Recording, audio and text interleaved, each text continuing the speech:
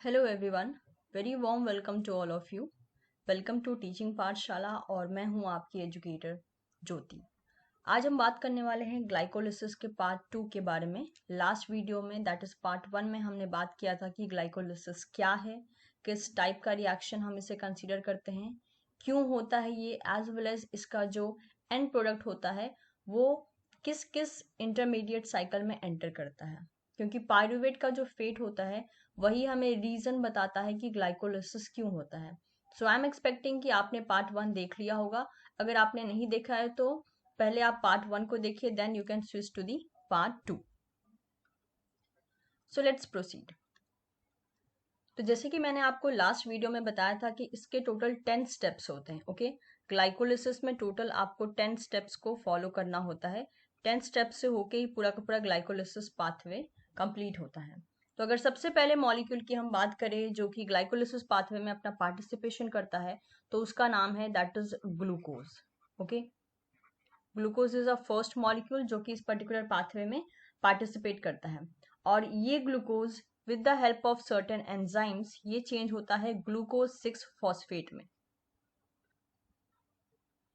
तो जिस प्रोडक्ट में चेंज होता है ग्लूकोज उसका नाम है ग्लूकोज 6 फॉस्फेट। और जिस एंजाइम की हेल्प से ये कन्वर्जन होता है उसे हम कहते हैं that is the hexokinase. As because ये काइनेज है तो काइनेज ऐसे एंजाइम्स होते हैं जिनका काम होता है फॉस्फेट को ऐड करना। But very obvious in enzymes को भी कुछ एक आध सबस्ट्रेट चाहिए जिसकी हेल्प से ये फॉस्फेट ऐड करेंगे। तो ग्लूकोज ये पहले था, 6th पोजीशन पे एक फॉस्फेट ऐड कर दिया गया है। तो यहाँ पे क्या देखा जाता है कि एक एटीपी का यूटिलाइजेशन होता है, 1 एटीपी इज यूज्ड। और ये एटीपी फिर एडीपी में चेंज हो जाता है अपना एक फॉस्फेट ग्लूकोज को देकर। और जो प्रोडक्ट मिलता है हमें उसे हम कहते हैं glucose 6 phosphate. Make sure hexokinase को काम करने के लिए यहाँ पे Mg+2 मेटल आयन की जरूरत पड़ती है फॉर प्रॉपर फंक्शनिंग। नेक्स्ट जो रिएक्शन होता है उसे हम बोलते हैं मेनली रिवर्सिबल रिएक्शन, क्योंकि वो आपस में कन्वर्ट हो सकते हैं, मतलब रिवर्ट बैक जा सकते हैं। और इस पर्टिकुलर रिवर्सिबल रिएक्शन का जो साइन होता है वो इस बेसिस पे दिया जाता है, मतलब कि ये समझ में आ सके कि ये रिवर्सिबल है। ठीक है, यस। तो ग्लूकोज 6 फॉस्फेट इस पर्टिकुलर रिएक्शन में चेंज होता है फ्रुक्टोज 6 फॉस्फेट में। ग्लूकोज 6 फॉस्फेट का कन्वर्जन हो जाता है फ्रुक्टोज 6 फॉस्फेट। एज बिकॉज ये दोनों एक दूसरे के आइसोमर है, सो जो एंजाइम यूज होता है इस कन्वर्जन में उसको हम बोलते हैं फॉस्फो हेक्सोज आइसोमरेज। ओके, ये एंजाइम क्या करता है ग्लूकोज 6 फॉस्फेट को फ्रुक्टोज 6 फॉस्फेट में चेंज करता है। मेक श्योर ग्लूकोज जो है वो है क्या, that is your 6 carbon containing compound. Glucose 6 phosphate भी 6 कार्बन कंटेनिंग कंपाउंड है, as well as fructose 6 phosphate भी 6 कार्बन कंटेनिंग कंपाउंड है। अभी सारे के सारे कितने कार्बन कंटेनिंग कंपाउंड है, दैट इज 6। नेक्स्ट जो पाथवे आता है उसमें that is fructose 1,6 bis phosphate का फॉर्मेशन होता है। एज बिकॉज पहले फ्रुक्टोज के पास 6th पोजीशन पे फॉस्फेट ऐड था, अभी एक और नए पोजीशन पे फॉस्फेट ऐड कर दिया गया, that is the first position पे एक और फॉस्फेट ऐड कर दिया गया है। और ये एडिशन किसने किया है, फॉस्फोफ्रुक्टोकाइनेज 1 एंजाइम ने, बिकॉज ये भी काइनेज है। और ये जो पर्टिकुलर पाथवे हुआ, अगेन यहाँ काइनेज एंजाइम तो काम कर रहा है लेकिन फिर से इसको एटीपी की जरूरत होगी, क्योंकि एटीपी से ही वो एक phosphate that is first number पे जो फॉस्फेट है वो ट्रांसफर करेगा फ्रुक्टोज 6 फॉस्फेट पे, राइट। तो यहाँ पे क्या होगा, यहाँ पे आपको ये देखने को मिलेगा कि यहाँ पे भी ATP, okay, 1 molecule of ATP का यूटिलाइजेशन होगा and it will convert into ADP. Fine, तो ये पर्टिकुलर रिएक्शन आपको देखने को मिल गया। नेक्स्ट जो पाथवे होगा उसमें अगेन ये रिवर्सिबल रिएक्शन होगा। तो इस पर्टिकुलर रिएक्शन में फ्रुक्टोज 1,6 बिस फॉस्फेट ये चेंज होगा glyceraldehyde 3 phosphate as well as dihydroxy acetone phosphate में। इस रिएक्शन को करने के लिए जिस एंजाइम की जरूरत पड़ेगी उसे हम मेनली कहते हैं aldolase. The enzyme is aldolase. Okay, so aldolase की हेल्प से दैट इज दो प्रोडक्ट बने हैं, दैट इज ग्लिसरल्डिहाइड 3 फॉस्फेट जो कि 3 कार्बन कंटेनिंग कंपाउंड है। ठीक है, और ड्राई हाइड्रोक्सी एसीटोन फॉस्फेट जो है ये भी 3 कार्बन कंटेनिंग कंपाउंड है।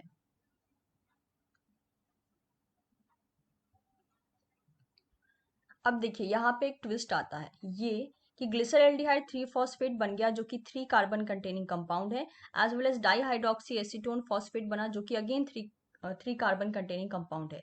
इस पाथवे से क्या होता है, ग्लिसरल्डिहाइड नेक्स्ट पाथवे में नेक्स्ट स्टेप में मूव ऑन करता है, लेकिन साथ साथ में डाईहाइड्रोक्सी एसीटोफॉस्फेट ऐसा नहीं है कि वो ये यहीं रहता है, नहीं, वो खुद को चेंज करता है ग्लिसरल्डिहाइड 3 फॉस्फेट में और उसके बाद वो नेक्स्ट स्टेप में चला जाता है। तो टोटल कितने मॉलिक्यूल हो गए ग्लिसरल्डिहाइड 3 फॉस्फेट के जो कि आगे जाएंगे, that is total of 2 molecule, right. एक तो ओरिजिनली है जो कि यहाँ पे दिख रहा है आपको, और एक डाईहाइड्रोक्सी एसीटोन फॉस्फेट, ये खुद को पहले ग्लिसरल्डिहाइड 3 फॉस्फेट में चेंज करेगा, इसके बाद पुराने वाले ग्लिसरल्डिहाइड 3 फॉस्फेट के साथ ये मूव कर जाएगा। तो यहाँ पे टोटल कितने हो जाएंगे, that is 2 molecule of glyceraldehyde 3 phosphate.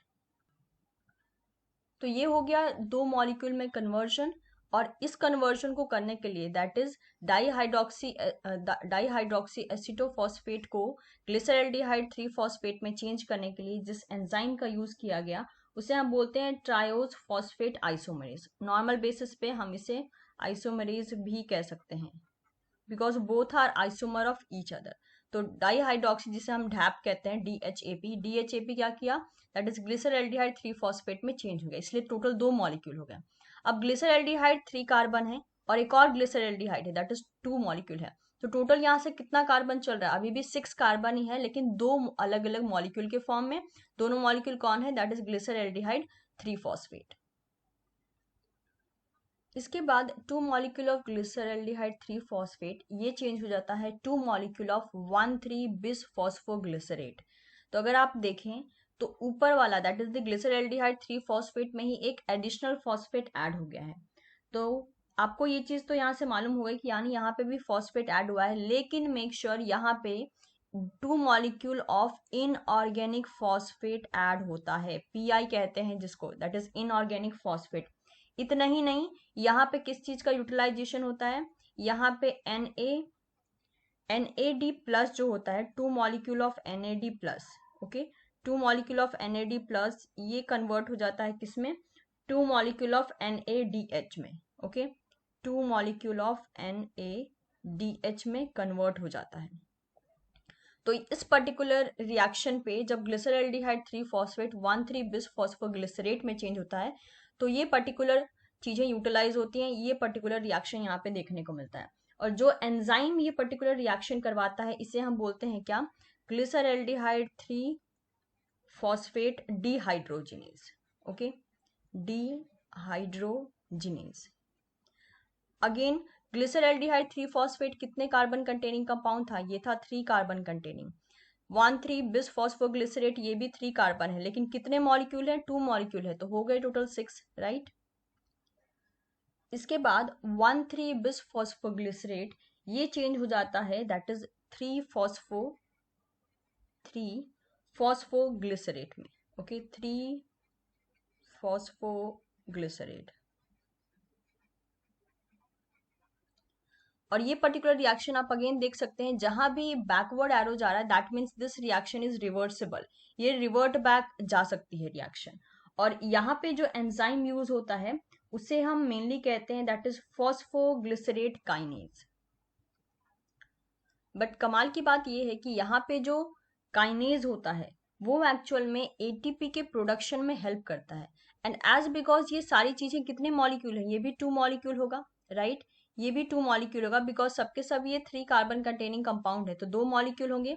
अब यहाँ पे क्या देखने को मिलता है कि यहाँ पे 2 ADP, okay, let me take the different colour, 2 ADP यहाँ मिलते हैं, 2 ADP, और वो मिलकर क्या बनाते हैं, वो मिलकर बनाते हैं 2 ATP, ओके। तो इस पर्टिकुलर पाथवे को इनफैक्ट हम एक और नाम देते हैं जिसे हम बोलते हैं सबस्ट्रेट लेवल फॉस्फोराइलेशन। सो आपको इस पाथवे का ध्यान रखना है कि इस पाथवे को हम कहते हैं सबस्ट्रेट लेवल फॉस्फोराइलेशन। इनफैक्ट जिस भी स्टेप में एटीपी का प्रोडक्शन होगा वो कहलाएगा सबस्ट्रेट लेवल फॉस्फोराइलेशन।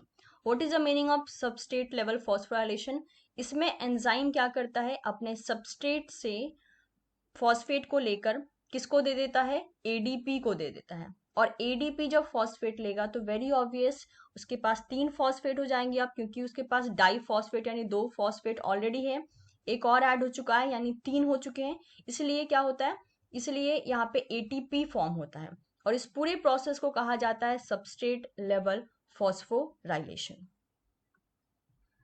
अब यहाँ पे जो 3 फॉस्फोग्लिसरेट बना था वो किस में चेंज हो जाता है, वो चेंज हो जाता है 2 फॉस्फोग्लिसरेट में।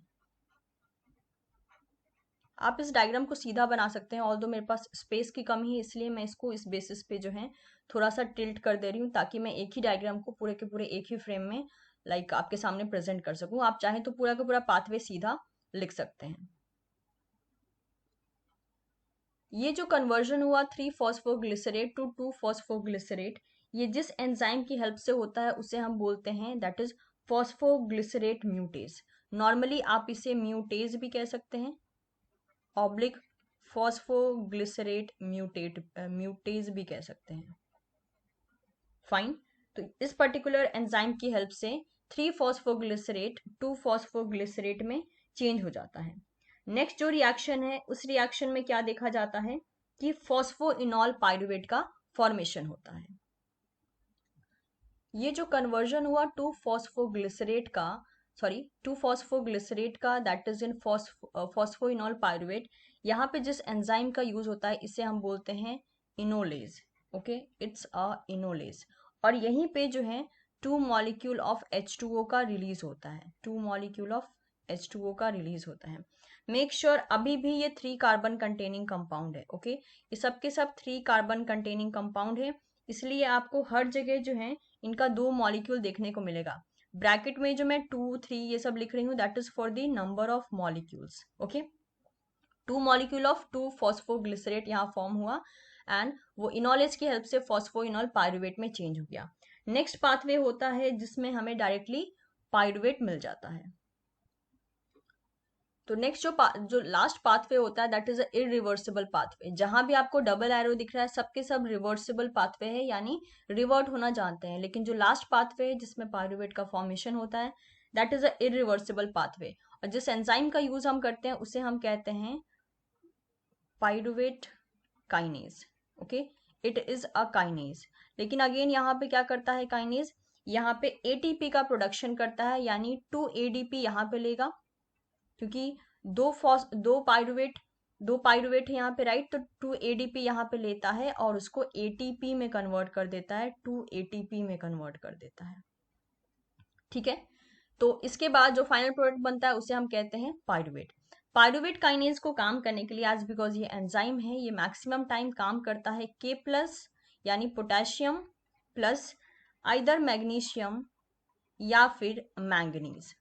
ठीक है, एट अ टाइम ये इतनों के कॉम्बिनेशन से काम कर सकता है, मतलब पोटेशियम प्लस मैग्नीशियम कॉम्बिनेशन में काम करेंगे या फिर पोटेशियम प्लस मैंगनीज जो है ये यहाँ पे एक साथ काम कर सकते हैं।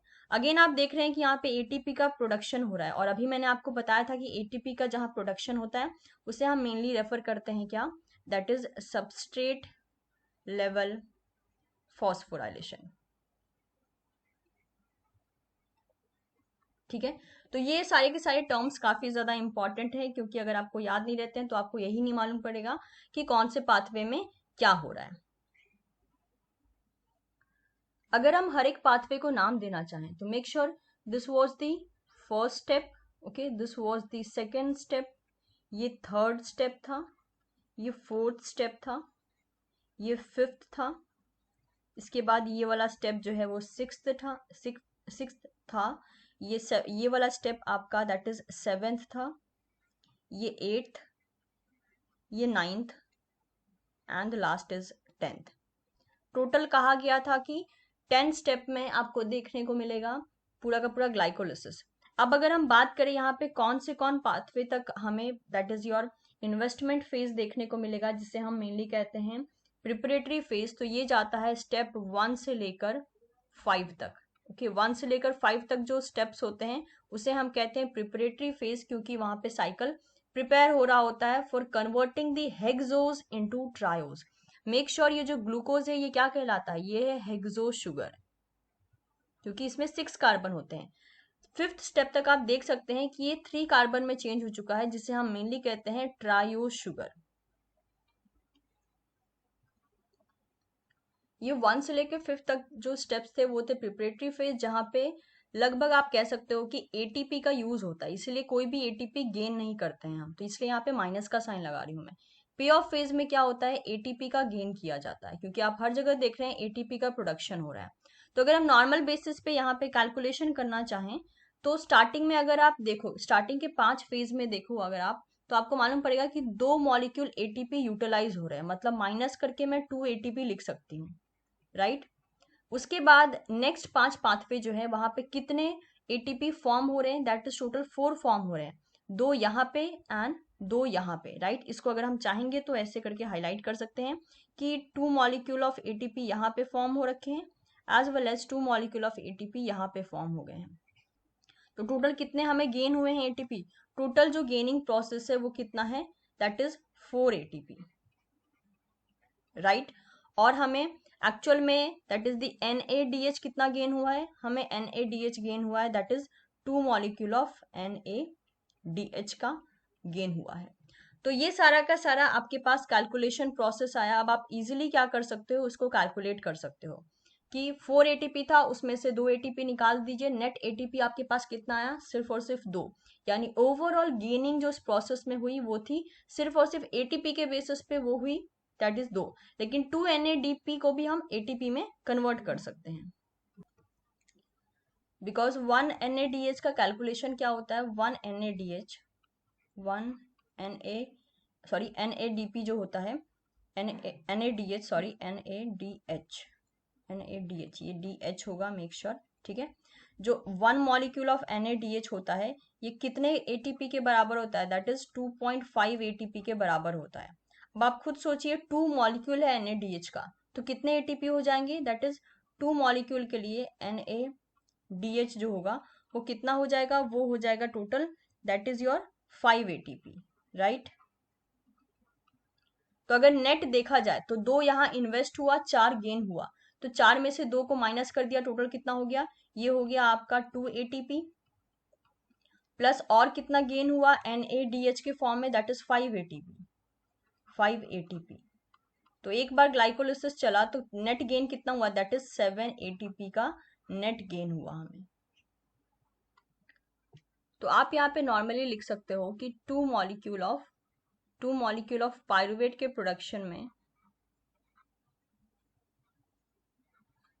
के प्रोडक्शन में जो नेट गेन होता है एटीपी का, वो होता है 7 नेट एटीपी, ठीक है।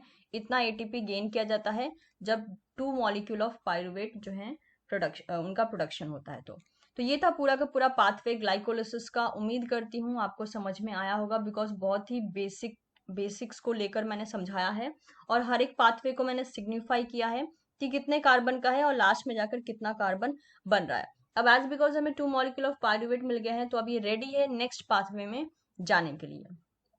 अगले वीडियो में हम बात करेंगे कि कौन कौन से लाइक फीडबैक मैकेनिज्म होते हैं, रेगुलेशन कैसे होता है मेनली ग्लाइकोलिसिस का। ये तो पाथवे था, अभी ग्लाइकोलिसिस का हमें रेगुलेटरी पाथवे देखना है, that is the most important one, कि कौन कौन से, आपको ये सारा का सारा चीज याद रखना है, क्योंकि मैं इन सारे एंजाइम्स के बारे में वहां पे डिस्कस करूंगी, तब मैं बार बार जो है ये पाथवे रिपीट नहीं कर सकती हूँ। बस मैं आपको एक बार इसका लाइक ये पर्टिकुलर ग्लिम्पसेस आपको दिखा दूंगी, वहां पे आपको देख के पहचान लेना है कि किस एंजाइम की बात हो रही है, क्योंकि यहाँ पे कुछ एक आध एंजाइम्स हैं जो कि रेगुलेटरी एंजाइम्स की तरह काम करते हैं, मतलब पाथवे को स्विच ऑन या स्विच ऑफ कर सकते हैं। तो रेगुलेशन के बारे में हम अपने पार्ट 3 में बात करेंगे ग्लाइकोलिसिस का।